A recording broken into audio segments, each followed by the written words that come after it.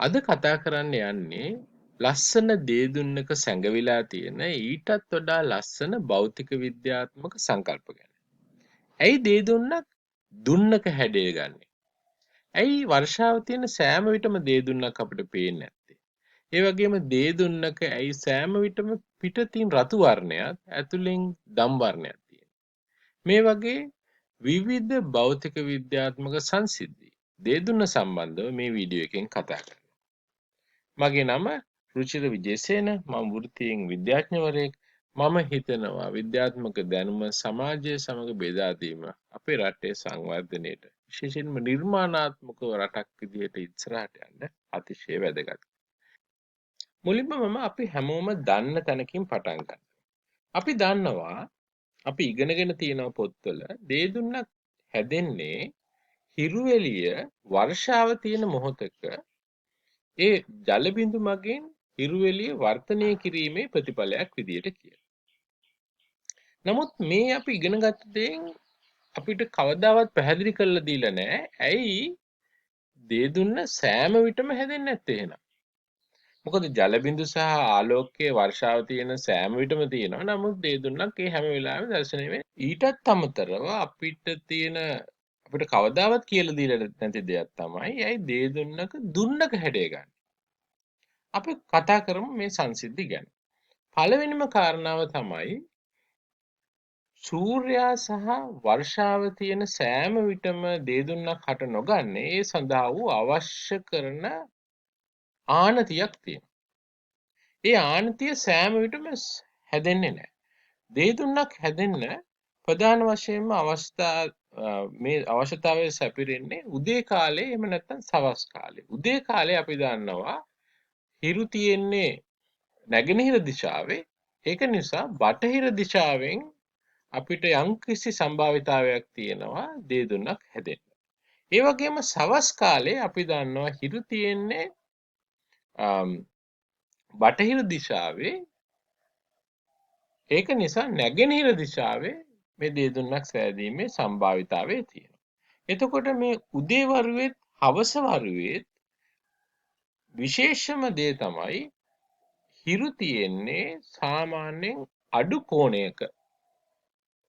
ඒක නිසා තමයි උදේ වරුවේ සහ හවස් වරුවේ මේ දේදුන්නක් සෑදීමේ සම්භාවිතාවය අතිශය වැඩි. මේ කෝණය ගැන අපි තව ටිකක් ඉස්සරහට කතා කරමු. ප්‍රධාන වශයෙන් අපි මේ දේදුන්නක සංසිද්ධිය තේරුම් ගන්න අපි දැනගන්න ඕනේ කාරණා දෙකක් තියෙනවා. පළවෙනි කාරණාව තමයි සුදු ආලෝකයේ විවිධ වර්ණ තියෙන බව මුලින්ම අපි දැනගන්න ඕනේ. ඒක අපිට හරියටම දකින්න පුළුවන්. අපි සුදු ආලෝකය අරගෙන ප්‍රිසම් එකක් හරහා යවුවොත් අපි දන්නවා ඒක විවිධ වර්ණ වලට බෙදිලා යනවා. මූලික වශයෙන් මේ වර්ණ 7කට බෙදන්න පුළුවන්. මේ වර්ණ 7ම තමයි දේදුන්න තියෙන්නේ. අපිට එහෙනම් පේනවා මේ වර්ණ 7 සහ දේදුන්නේ තියෙන වර්ණත් එක්ක යම්කිසි සම්බන්ධයක් තියෙන බව අපිට තේරුම් ගන්න පුළුවන්.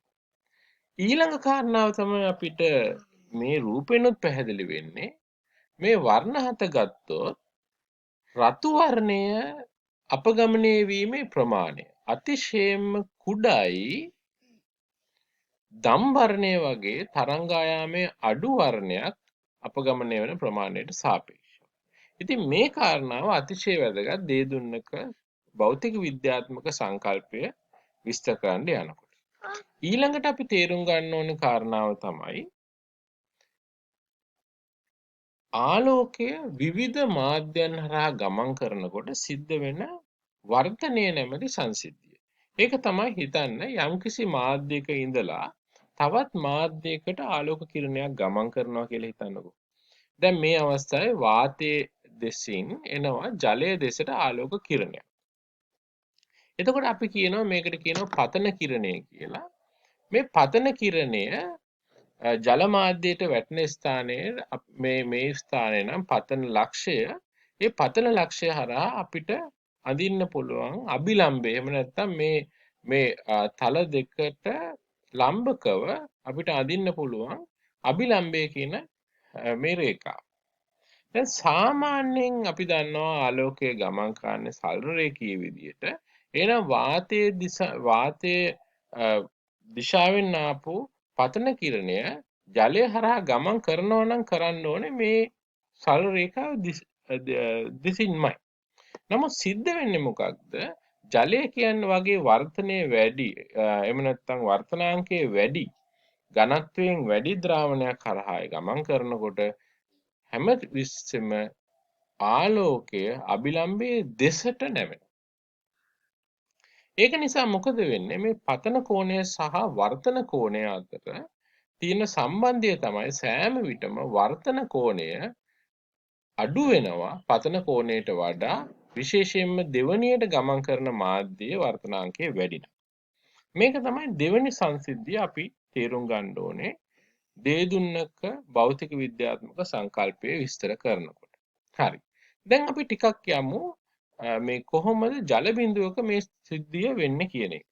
මෙන්න මේ තියෙන්නේ ජල බිඳුවක් කියලා හිතන්න. වහින වෙලාවකට සාමාන්‍ය ජල බිඳුවකට මේ වගේ ෂේප් එකක් තමයි අපිට ලැබෙන්නේ.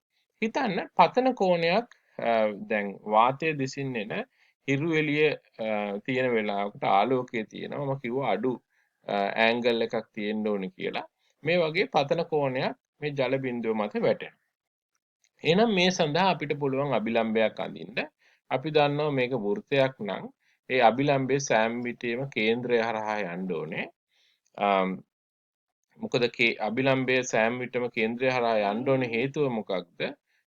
මෙහෙම අඳින මේ අරය තමයි සෑම විටම පරිධියට ලම්බකව පවතින්නේ. එහෙමනම් දැන් මේ පතන කිරණය එන්නේ වාතයේ පැත්තෙන් ඒක ජලයට ඇතුල් වෙනවා. එහෙනම් අභිලම්බයේ දෙසට නැමෙන්න ඕනේ. හැබැයි මූලික කාරණාව තමයි මෙහෙම වැටෙනකොට යම්කිසි පරාවර්තනයක් සිද්ධ වෙනවා. එතකොට 100ට 100ක් ඉතින් ආලෝක කිරණ 100ක් ආවොත් එහෙම නැත්නම් ආලෝකයේ ඉන්ටෙන්සිටි එක 0.100ක් ආවොත් 0.100ම ජලය දෙසට යන්නේ නැහැ. යන්නේ අඩු ප්‍රමාණයක්. මුලින්ම පරාවර්තනය වෙනවා ඊට පස්සේ යම් ප්‍රමාණයක් වර්තනය වෙනවා.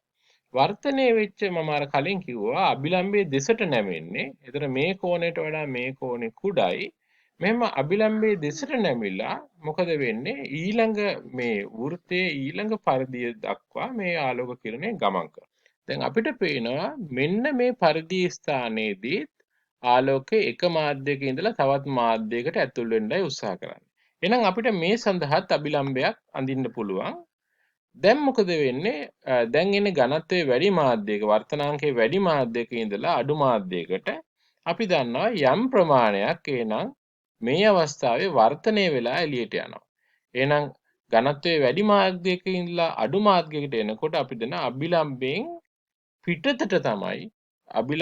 පිටතට එළියට තමයි ආලෝක කිරණ නැමෙන්නේ. ඒක තමයි වර්තනයේ සංසිද්ධිය. හැබැයි මෙහෙම සිද්ධ වුණාට සම්පූර්ණයෙන්ම මේ වර්තනය වෙන්නේ නැහැ. යම් ප්‍රමාණයක් මේ ආලෝක කිරණ යම් ප්‍රමාණයක් අභ්‍යන්තර පරාවර්තනයට ලක් වෙනවා. මේ අභ්‍යන්තර පරාවර්තනයට ලක් වෙච්ච කිරණ මොකද වෙන්නේ? නැවතත් මේ වගේ පරිධියේදී හමු වෙනවා. මෙතනදී වෙන්න පුළුවන් වර්තනයේ සිද්ධිය නැවත සිද්ධ වෙන්න පුළුවන්. අපි අභිලම්බයක් නැහැ. ඇඳ කලින් වගේම යම් මොකද වෙන්නේ? යම් ප්‍රමාණයක් නැවතත් මේ පරාවර්තන කිරණේ යම් ප්‍රමාණයක් නැවත වර්තනයට ලක් වෙලා එළියට යනවා. ඒ වගේම යම් ප්‍රමාණයක් ඇතුළත පරාවර්තනය වෙනවා. ඉතින් මේ වගේ ලොකු සංසිද්ධියක් මේ ජල බිඳුව ඇතුලේ වර්තනය සහ පරාවර්තනය සම්බන්ධයෙන් සිද්ධ වෙනවා.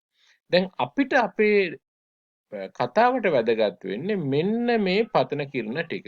මේ පරාවර්තන හෝ වර්තන කිරණ අපිට වැදගත් වෙන්නේ නැහැ. මෙන්න මේ ප්‍රධාන කිරණ ටික මේ විදිහට ඇවිල්ලා වර්තනය වෙලා මෙතනදී පරාවර්තනය වෙලා නැවත වර්තනය වෙලා එළියට යන කිරණ ටික තමයි අපිට අපේ සාකච්ඡාවට වැදගත් වෙන්නේ. මොකද ඒ නිසා තමයි දේදුන්න හැදෙන්නේ. අපි බලමු මේක කොහොමද වෙන්නේ කියලා.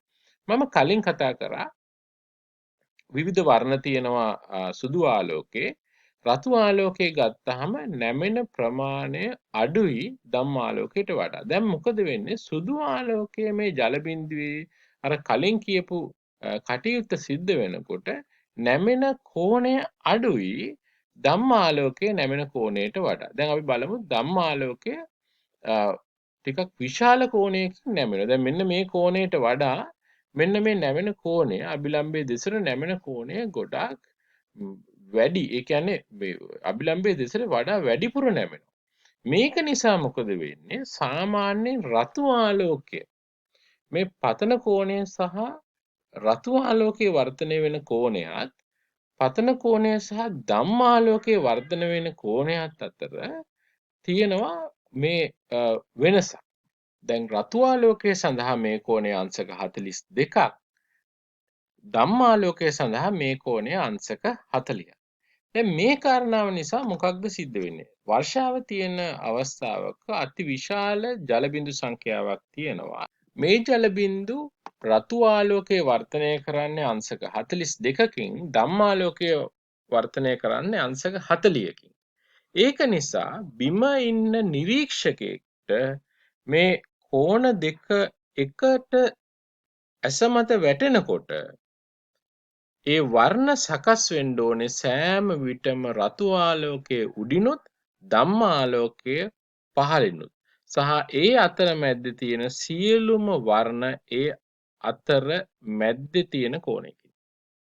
අන්න මේ කාරණාව නිසා තමයි එහෙනම් දේ දුන්නක් සෑම විටම රතු ආලෝකයේ එළියටත් ධම්ම ආලෝකයේ ඇතුළටත් තියෙන්නේ තියෙන කාරණා අපිට තේරුම් ගන්න පුළුවන්.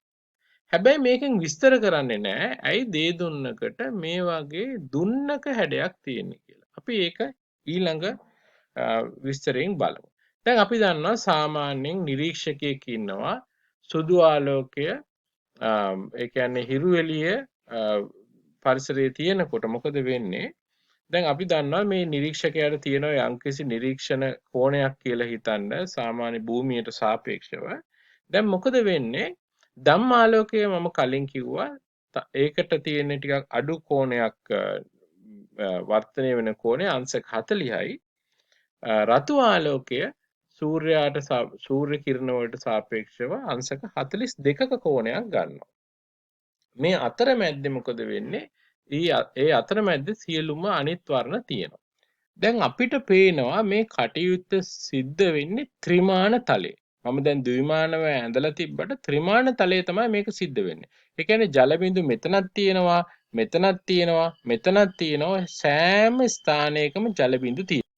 එතකොට අපිට පැහැදිලි වෙන දෙයක් තමයි මේ කෝණ අතර අවශ්‍යතාවයේ සැපිරෙන එක අවස්ථාවක් විතරක් නෙමේ තියෙන්නේ.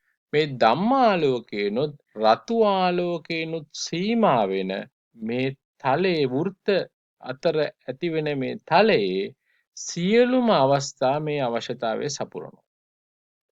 හැබැයි මොකද වෙන්නේ? අපිට සාමාන්‍යයෙන් මේ වගේ වෘත්තයක් සම්පූර්ණ වෘත්තයක් පේන්නේ නැහැ. මොකද භූමිය මේ පල්ලෙහා කොටස පෙනීම සාමාන්‍යයෙන් බාධා කරනවා. ඒක නිසා අපිට පේන්නේ ගොඩක් වෙලාවට මේ උඩ තියෙන මෙන්න මේ වගේ මේ තියෙන කොටස විතරයි. භූමියෙන් එහෙම නැත්නම් ක්ෂිතිජයෙන් ආවරණය නොවන කොටස විතරයි අපිට පේන්නේ. ඒකයි සෑම විටම දේ දුන්නක හැඩයක් ගන්න. නමුත් සමහර අවස්ථාවේ භූමිය ෆේවරබල් විදියට තිබුණොත් අර වගේ ෆ්ලැට් විදියට නියම ක්ෂිතිජයක් නැතුව තිබුණොත් මොකද වෙන්නේ? අපිට පුළුවන් මේ දේ දුන්නේ සෑහෙන ප්‍රමාණයක් අඩවෘත්තයකට වඩා සෑහෙන ප්‍රමාණයක් අපිට බලා ගැනීමේ නිරීක්ෂණය කිරීමේ හැකියාවක් තියෙනවා. ඉතින් මේක තමයි දේ දුන්නේ තියෙන අසිරිමත් භෞතික විද්‍යා සංකල්පය. අපි විද්‍යාව කියන්නේ සෑම විටම ස්වභාව ධර්මයේ දිහා අලුත් විදියට බලන ක්‍රමයක්. ඉතින් මේ ස්වභාව ධර්මයේ තියෙන බොහොම අපූර්ව සංසිද්ධියක් වන දේ දුන්න දිහා ඔයගලන්ට ටිකක් අලුත් විදියට බලන්න මේ දැනුම උපකාරී වෙනවා ඇති කියලා මම විශ්වාස කරනවා. ඉතින් මේ වීඩියෝ එකත් එක්ක සම්බන්ධ වුණු ඔයගොල්ලෝ හැම දිනාටම ගොඩක් ස්තුතියි.